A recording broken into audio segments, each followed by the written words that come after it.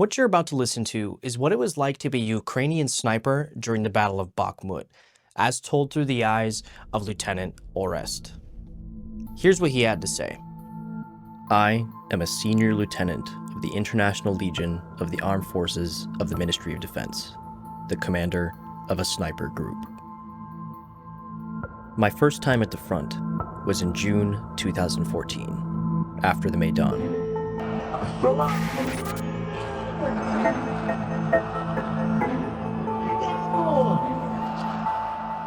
On February 20th, 2014, I was first shot at by a sniper on the street.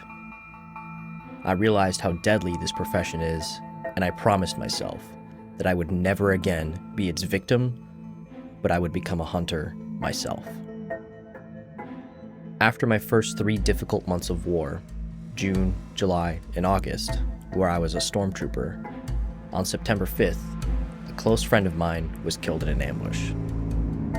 This angered me. I asked to be given a rifle, a Mosin Nagant 1944, and I began hunting myself. Then, my friends joined me and asked me to take them under my command.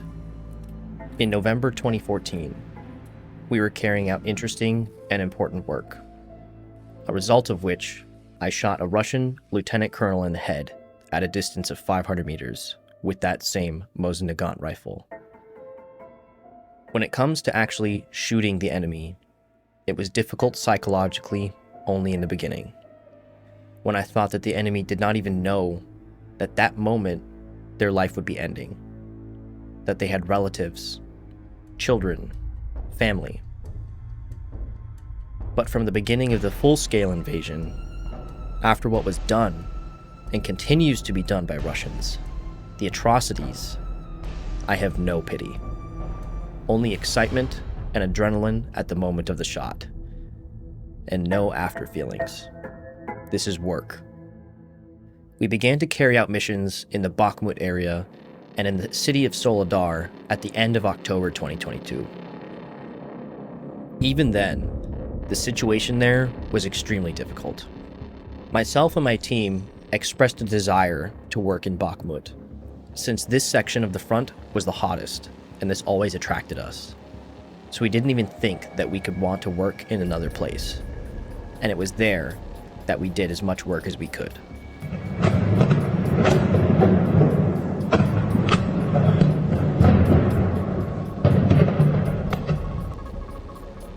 The war in Bakhmut was really at the maximum of our skills and strength. Fierce cold, an incredible amount of artillery, and a very strong enemy. Wagner's units. No matter what anyone says, they are the best that was in the Russian army at that time. No questions asked. Our first mission in Bakhmut consisted of being on duty at the forward position, a 5-story building on the left bank of the Bakhmutka River, in front of a champagne and wine factory. We destroyed the enemy, who became visible to us at about 100 to 200 meters in front of the building. We went out to the position after sunset, somewhere around 1800. The position was semi-destroyed by artillery. The 5th floor was constantly fired upon during the day. So the infantry observers that were with us sat on the 3rd floor at most. The rest were warming themselves in the basement and changing out with each other on shifts and just trying to be busy. We found a position to work on the 5th floor, although it was still very dangerous at that time. The most difficult thing was to set up the sniper hide in complete darkness. We had never done this before, and it was important to do it correctly so that after we opened fire, we would not be discovered and blown away. There were 4 of us snipers working in this hide. I put one of my soldiers in a position between 2 walls so that he can cover the sector to the right that I will not see. I took the center and the left sector. I found a hole in the wall through which I could shoot without detection, but it was at a height of 2 meters. You see, I'm rather short, so I had to stand on a chair, and I also put the first thing that came to hand, a saucepan, on the chair, which I stood on. We would work for an hour, changing with each other because of the frost, It was -25, and we couldn't stand the cold for very long. The task was to detect the time the enemy's rotations and interfere with them. Pretty soon, I saw a group of enemy at a distance of about 500 meters, which was going to exchange its own on the front line. I opened fire and killed 2. The rest ran away.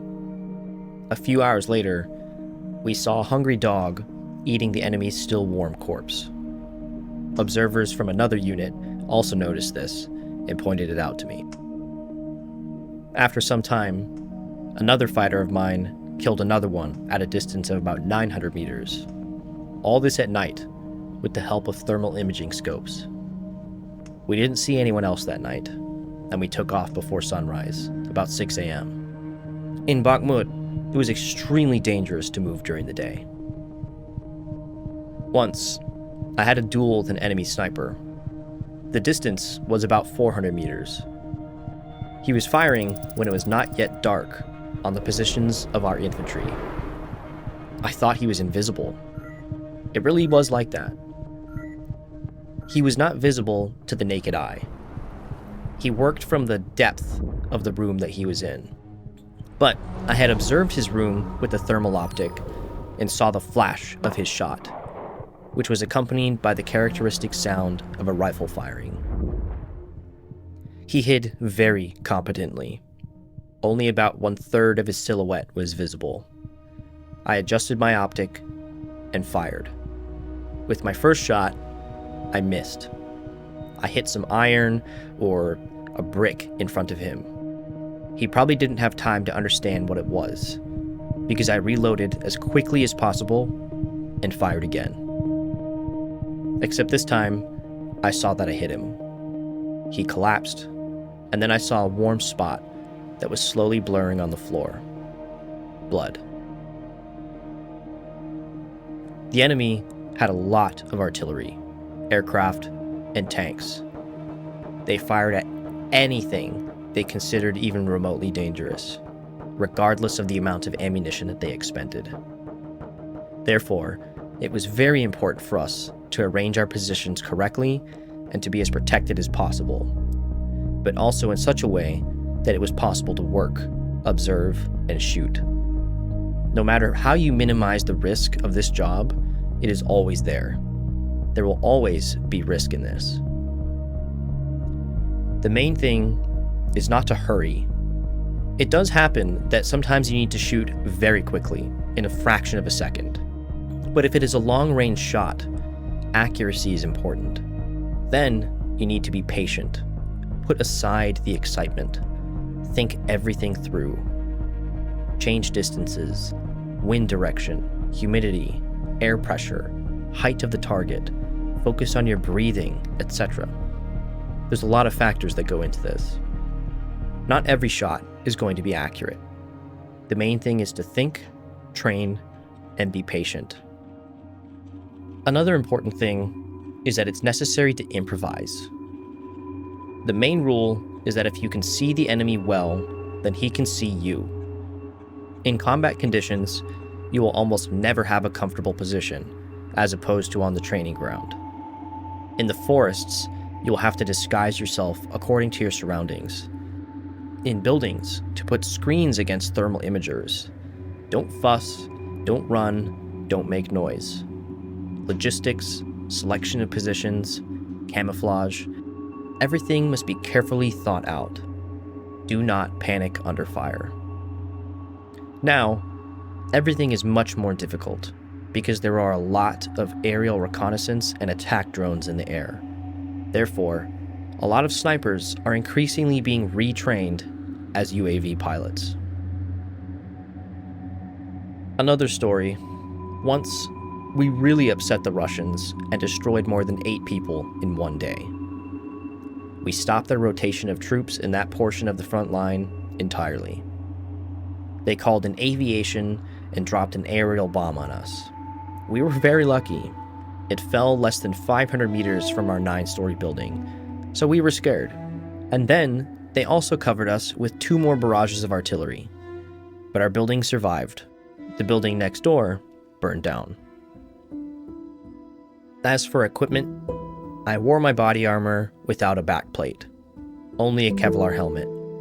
I want to remain mobile, and the rifle is very heavy. I wear a helmet only for the purpose of the NVGs, but I take it off during work. God is my main protection. My faith is my armor. Although each mission can be called special, some missions forced us to work at the maximum distance, some for the maximum speed of reaction when the enemy appeared for a second.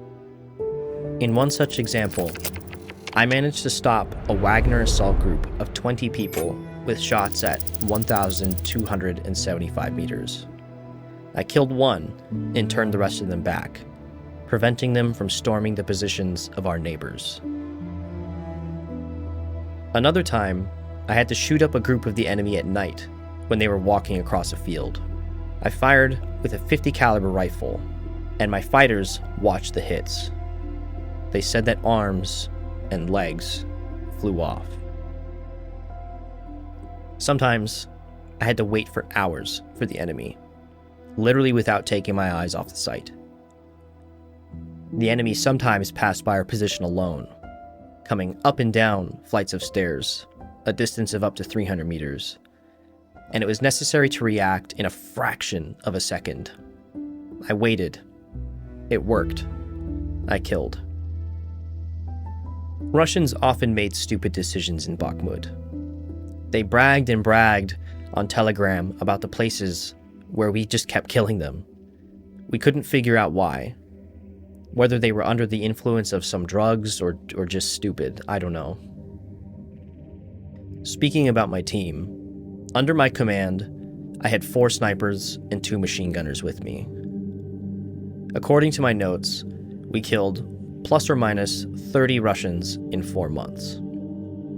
It may not seem like much, but I really don't like fantasies and count only confirmed hits. When I hear tales about 15 or 20 killed by a sniper on a single day, or about 400 during the entire war, or 550 by one unit in Bakhmut, I laugh. These are fairy tales. When you ask such people for confirmation, they always find many reasons to smear themselves. If you listen to them all, snipers alone killed half of the Russian army. These are just fantasies.